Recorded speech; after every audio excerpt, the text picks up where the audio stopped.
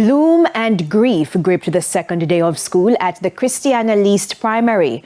One of the students died on Monday, and his teachers and classmates struggled Tuesday to process the loss. Support was dispatched to the school following the tragic incident. Krista Campbell has this primetime news follow-up. DJ Sanchez, that's the big DJ that we know in Jamaica. Trayvon Sanchez, the 10-year-old vibes master at the Manchester-based Christiana Least Primary and Infant School. His journey to the 6th grade cut short on the first day of school on Monday after a Range Rover plowed into the vehicle his mother, a policewoman, was driving with him. His father says he was washing his car with plans to meet up with his son at school. Monday morning, first 2 days of school, I'm always present, because, it's a different era where everybody are trying to get the fathers, them, and everybody if you just take part in the activities them with your kids. Bevon Sanchez has 2 daughters. Trayvon was his only son. He says on hearing the tragic news, he dropped everything and rushed to be with his family. On the way to Sparlings, seeing the accident scene on the side of the road, it was traumatizing. I said, this don't look good, none at all. With news of Trayvon's passing, he says he's trying to be strong for his family. Young Trayvon's school family, though, is finding it harder to do that. In his grade 6 class on Tuesday, drawings and letters from the friends he left behind.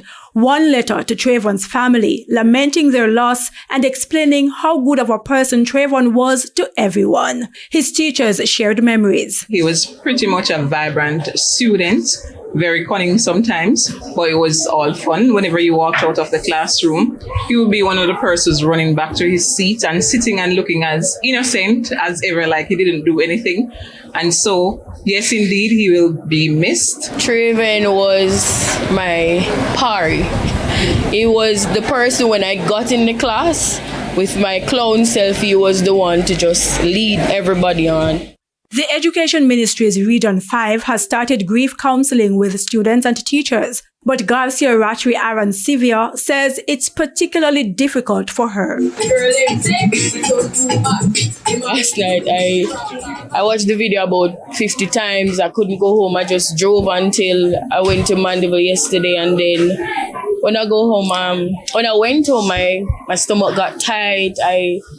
It was just so bad. And then this morning, driving back to work, and I just passed the scene and saw the